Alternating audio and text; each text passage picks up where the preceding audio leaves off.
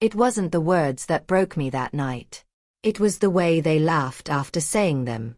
The restaurant was their battlefield. Velvet chairs, crystal chandeliers, a stage for their ego parade. I sat quietly, as I always did. The supportive wife, the decorative +1. The woman they assumed was grateful just to be there. "So, Evelyn, still enjoying your sabbatical?"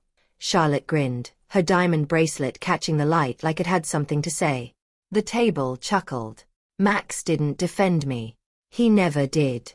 "Evelyn's been finding herself," he said, swirling his wine, like my dignity was at the bottom of his glass. They loved this narrative. The helpless wife. The woman who used to be smart. Funny. Because they never wondered who actually built the company they were so proud of. They never thought to ask who had written the original patents. Who had designed the tech they now bragged about in Forbes interviews. They never asked because they didn't want the answer. I smiled. Small. Controlled. They mistook it for weakness. As always. Charlotte leaned in. "You know, Max, sometimes it's okay to trade up. Business and relationships." The table roared. Their laughter wasn't even sharp anymore. It was lazy. Practiced. Like people so used to taking they forgot the world could give back without their permission. I excused myself to the restroom. Not because I was breaking. Because I was ready. In the mirror, I saw her. The woman they thought they'd buried under titles like, wife, has been, unemployed. But reflections have a way of telling the truth. And the truth was simple. I was the architect. They were squatting in my empire. And tomorrow, I'd evict them. 7 years. 7 years of watching. Listening. Documenting. They thought I'd stepped away because I was tired. But really, I stepped back to see them clearly. And what I saw was rot. Corruption. Harassment. Deals built on ego instead of ethics. They'd taken my company and twisted it. But structures, no matter how grand, collapse when the foundation remembers its strength. And I was that foundation. Back at the table, the wine flowed. They didn't notice my silence had changed. Not submissive. Strategic. To success. Max toasted. The irony almost made me laugh. Because by this time tomorrow, the only success they'd be toasting would be mine. They say revenge is best served cold. But this wasn't revenge. This was reclamation. They stole the narrative. I was simply taking it back. As the night dragged on, they grew louder, bolder. And I grew quieter. Because silence is where power breathes. When we finally left, Max draped his arm around me. Not affection. Possession. "Thanks for playing nice tonight, babe." I smiled up at him. The way he expected me to. Because the last lie is always the sweetest. He had no idea that the next board meeting wasn't his. It was mine. As we drove home, he boasted about a new deal. Numbers. Shares. Metrics he barely understood. Because the genius behind the company sat next to him, ignored. And that was his first mistake. Assuming silence was the same as absence. He didn't notice the legal documents in my bag. The ones that would flip his carefully curated reality upside down. He didn't notice the board members already shifting alliances. He didn't notice the empire fracturing beneath his feet. Because men like Max rarely notice cracks until they're buried in rubble. I didn't correct him. Didn't interrupt. Because tomorrow wasn't a conversation. It was a coronation. As we pulled into the driveway, he kissed my cheek. Distracted. Dismissive. "Big day tomorrow, babe." He grinned. And he was right. Just not in the way he thought.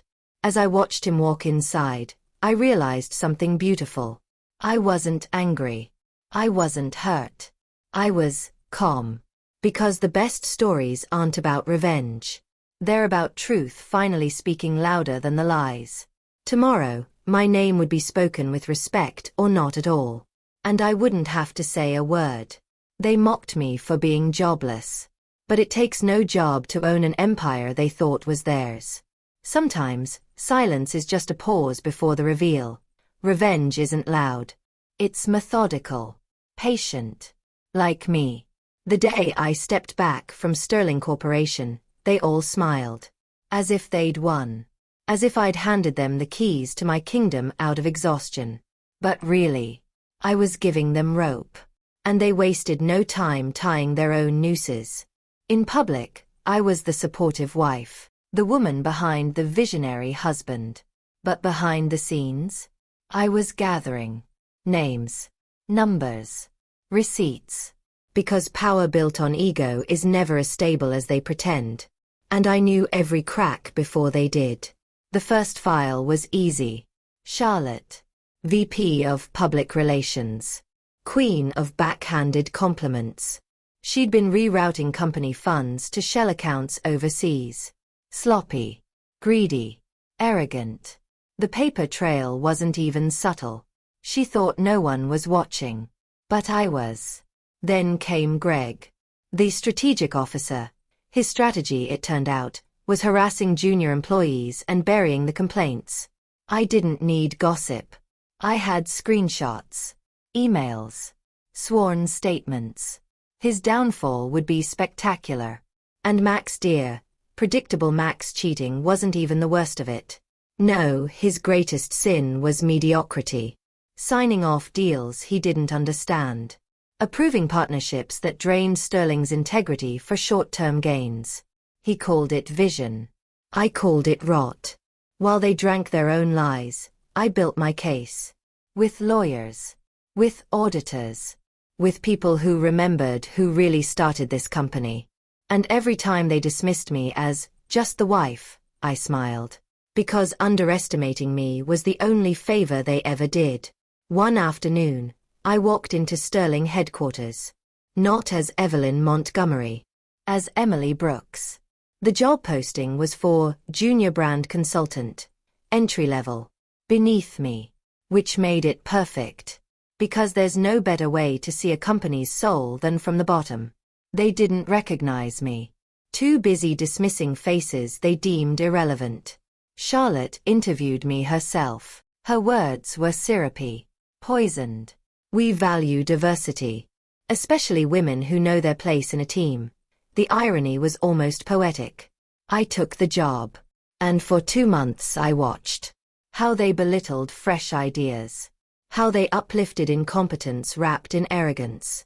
How they suffocated the very innovation that built Sterling's name. But amidst the decay, I found gems. Young designers silenced in meetings. Developers with brilliance ignored for politics. These people were Sterling's future. And they didn't even know it yet. But I did. And I would make sure they saw it too. Every slight, every dismissal, every mansplained suggestion was fuel. Because what they didn't understand was that resilience is forged in dismissal. They weren't breaking me. They were sharpening me.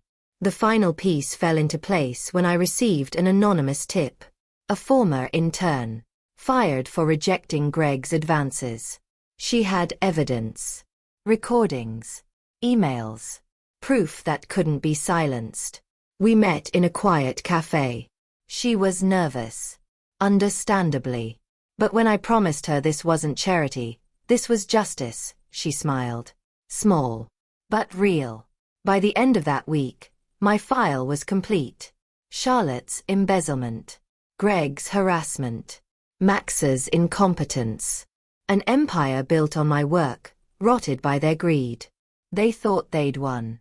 But they hadn't realized the silent war was already over. The next board meeting was scheduled. They thought it was business as usual.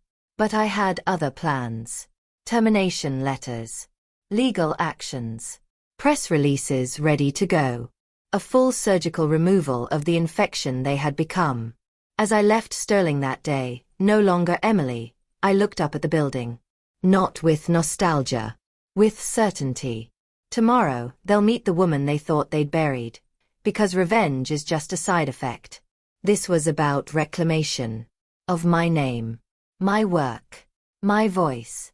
And when I spoke, they would have no choice but to listen. They thought silence meant surrender. But I was waging a war they never saw coming. Because sometimes, the loudest victories are the ones planned in whispers. They called it a board meeting. But for me, it was a reckoning. The room was exactly how I remembered. Polished mahogany table. Oversized leather chairs. The scent of expensive cologne masking the rot underneath. Charlotte sat at the head, legs crossed, phone in hand, barely hiding her smirk. Greg leaned back, overconfident, checking his reflection in the glass wall. And Max. Max was on a call, bragging about a merger he didn't understand.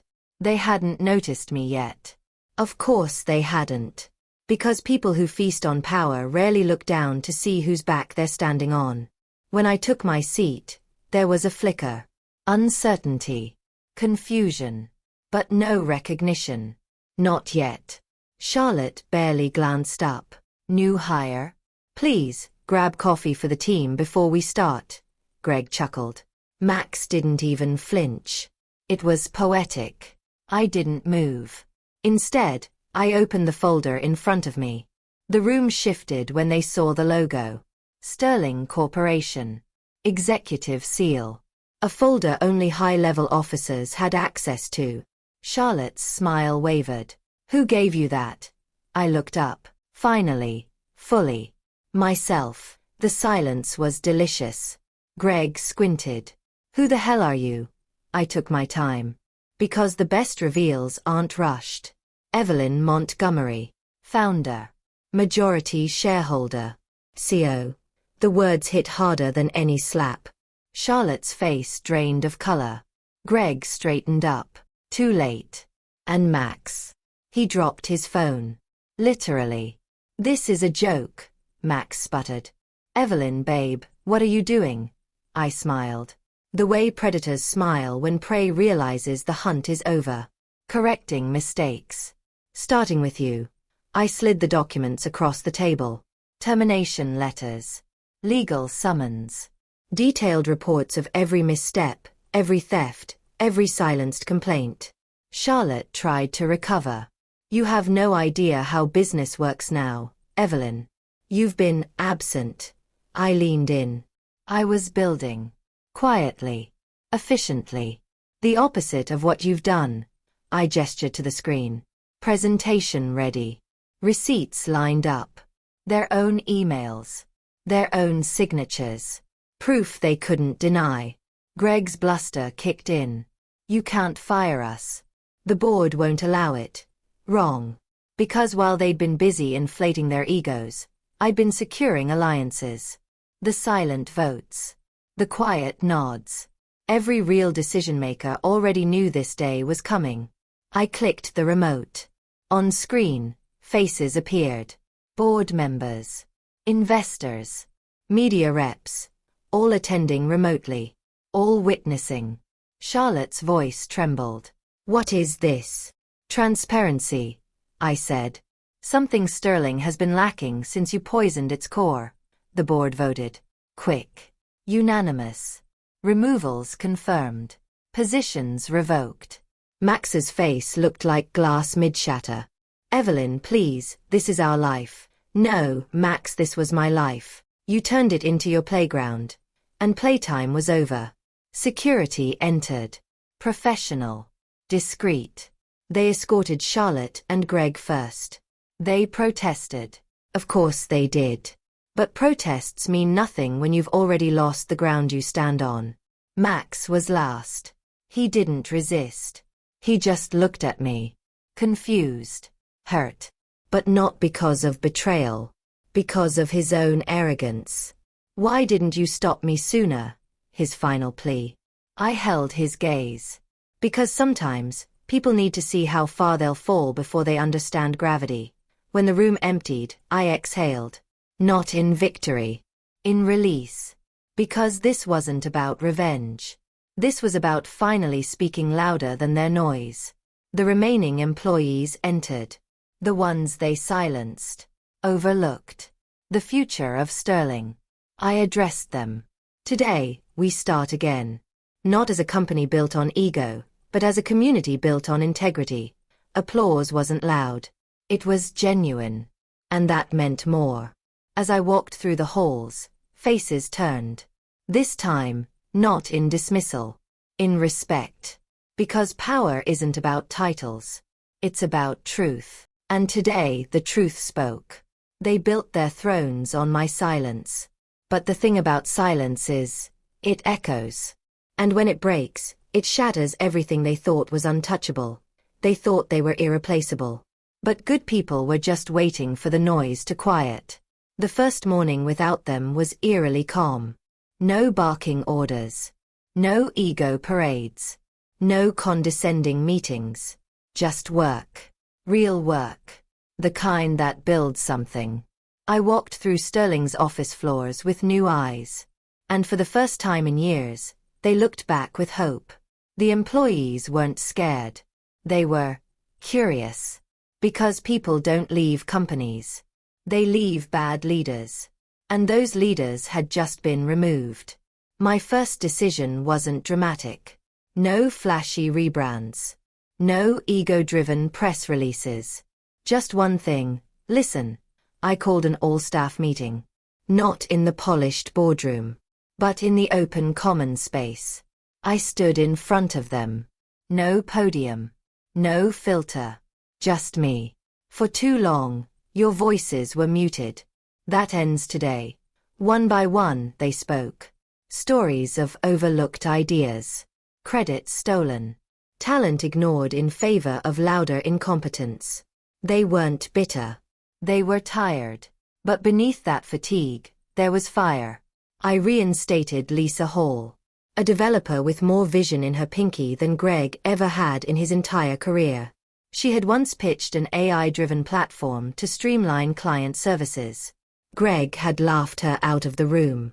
I called her into my office. How soon can you build it? Her hands trembled. I thought that was dead. I smiled. So did they. But we know better. Within a month, Lisa's team had a working prototype. Investors noticed. Clients noticed. Sterling was breathing again. Not because of a PR spin. Because we remembered why we started. Innovation. Integrity. Impact. We launched a mentorship program. Not as a performative gesture. But to ensure what happened to Lisa never happened again. Experienced leaders paired with fresh talent. No more gatekeeping. Real growth. Mutual learning. The media caught on. Not because we told them. But because good news travels when it's real. Headlines shifted, Sterling's quiet revolution. From scandal to standard setting. The new Sterling, when leadership listens, Evelyn Montgomery's playbook, they expected a scandal-driven downfall. What they got was a masterclass in rebuilding. The stock stabilized. Then rose. Partnership offers returned. But this time, on our terms. No more bending for boardroom bullies. Sterling's reputation was no longer tied to fragile egos. Every morning, I greeted employees by name. Small gesture. Massive impact. Because culture isn't built in memos. It's built in moments. I walked past the innovation lab. Lisa's team was deep in work. She looked up. Thank you for seeing me. I shook my head. Thank you for staying. Because the real power had always been in the hands of people like her. They just needed the space to lead. The empire was rebuilding. Not in spite of their removal. Because of it. One afternoon, I found a note on my desk. Handwritten. It feels good to want to come to work again. Thank you for making this company feel like ours. That was the win. Not stock prices. Not interviews. But ownership. Shared. Earned. As weeks turned into months, Sterling's heartbeat was steady. Innovations launched. Employees thrived. Clients returned not for flashy deals, but for trust. Every success felt different now. Not as a trophy, but as a team effort. Because when you remove false kings, you realize the real builders were there all along. The office that once echoed with arrogance now hummed with purpose. And that hum was louder than any bragging ever was. They thought they were the empire. But empires aren't built by kings. They're built by the people who show up when no one's watching. And when the noise fades, those are the hands that rebuild stronger. He mocked me for being jobless. Now he wears a name tag behind a retail counter. And I never had to lift a finger. Max's fall wasn't subtle. The news picked it up first. Ex-COO of Sterling ousted amid scandal, nepotism, corruption, and collapse. The Max Montgomery story, they loved the spectacle. Headlines feasting on the same ego that once filled entire boardrooms. I didn't comment. I didn't need to. The truth was louder than any statement. His old friends vanished. No more invites to exclusive galas. No more whispered deals in glassy skyscraper lounges. Because when power shifts, so do allegiances. And Max had nothing left to offer except his own humiliation. He tried to salvage it. A podcast appearance. An apology tour. Statements filled with corporate fluff. I take full responsibility, but there were misunderstandings. Misunderstandings. Funny word for betrayal, theft, and incompetence. The public wasn't fooled. Neither was I. The last I heard, he landed a job at a mid-range electronics store. Ironic. The man who once bragged about running a tech empire now selling discount headphones to customers who don't recognize his name. That was the true fall. Not the headlines. Not the scandal. The obscurity. I never gloated. Not because I was gracious. Because it wasn't necessary. His downfall wasn't my victory dance. It was a mirror he built himself. Sometimes, karma doesn't come with fireworks. Sometimes, it's as simple as watching someone sit in the emptiness they created. Tessa sent me a photo once. She'd passed by the store. There he was. Polite smile. Corporate polo shirt. Name tag gleaming. The caption was simple. He always said you didn't understand retail. I laughed. A soft, private laugh. Because life has a way of teaching lessons I never had to. He reached out once. An email. No subject line. Just 2 sentences. I'm sorry. You deserved better. I didn't reply. Because sometimes, silence is the most complete answer. Sterling thrived. Without his weight dragging it down, the company found its breath again. The employees he once dismissed now led departments. Their successes were louder than his apologies. But this wasn't about revenge. Not anymore. Because when you're busy building something real, you don't have time to chase the echoes of people who chose to become irrelevant. They asked me, in interviews, about him. I always said the same thing. I wish him peace. And I'm grateful for the lessons his choices taught me. Because it was true. Not every scar needs a spotlight. Sometimes, it's enough to just keep walking. The best part? I didn't have to destroy him. His choices did that for him. All I did was step aside and let gravity do its work. He once said, no one remembers second place. But legacy isn't about podiums. It's about integrity. And now, his legacy was a footnote. Mine was just beginning. His fall was loud. Mine was silent. Because when they build their worth on borrowed power, the collapse echoes. But when you build on truth, you don't need to shout. You simply outlast. They thought this was a revenge story. It never was. This was about freedom. Mine. Revenge is loud. It burns fast. It consumes. But freedom. Freedom is quiet. It breathes. It rebuilds. After the dust settled, I wasn't celebrating his downfall. I was too busy building something that couldn't be taken away again. Sterling became more than a company. It became a symbol. Of second chances. Of integrity. Of what happens when you bet on yourself even when they bet against you. The mentorship programs thrived. Young women, once sidelined like I had been, were now leading projects, signing deals, owning their voices. They didn't have to claw their way to respect. Because the walls that once boxed them out had been torn down. Every time I passed the innovation floor, I smiled. Not because I was the boss. Because I was a builder. And builders don't gloat. They create. An investor once asked me, "What was the turning point for you?" He expected a dramatic story. A moment of cinematic betrayal. But the truth was simple.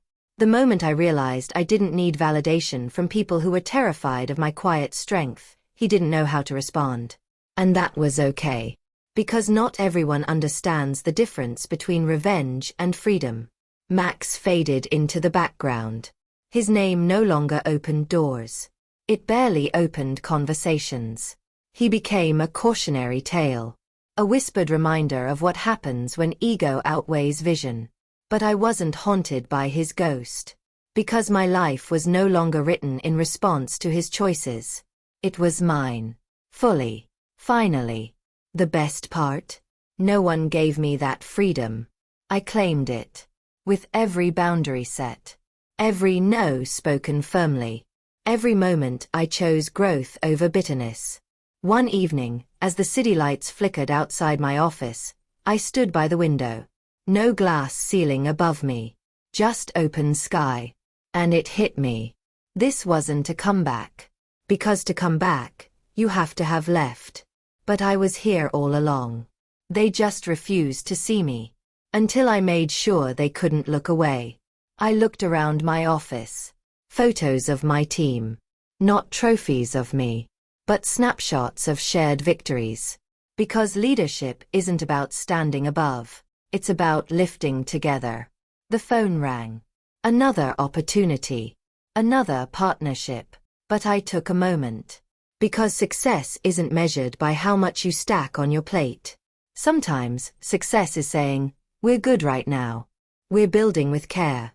Freedom is choosing pace over pressure. Quality over noise. As the year closed, Sterling's numbers soared. But more importantly, so did its people. The office felt alive. Not with fear. With purpose. And that was worth more than any revenge fantasy. People asked if I'd ever cross paths with Max again. Maybe. Maybe not. But I knew this. If that moment ever came, I wouldn't look at him with anger. Just clarity. You tried to erase me. But you only proved how indelible I am. Because revenge is a loop. Freedom is forward. And I had no interest in running in circles. Before leaving that evening, I paused by the company plaque. Not to admire my name. But to remember what it stood for. Not power. But persistence. They wanted to break me. But I bent. I adapted. I rebuilt. And in doing so, I built something they could never touch. I never needed revenge. I needed freedom.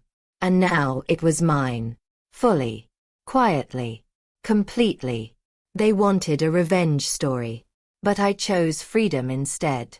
Because the best power isn't taking back what they stole. It's building a life where they never mattered. If you've ever been underestimated, if they tried to erase you, but you kept building anyway, drop a fire emoji in the comments. This story is yours too.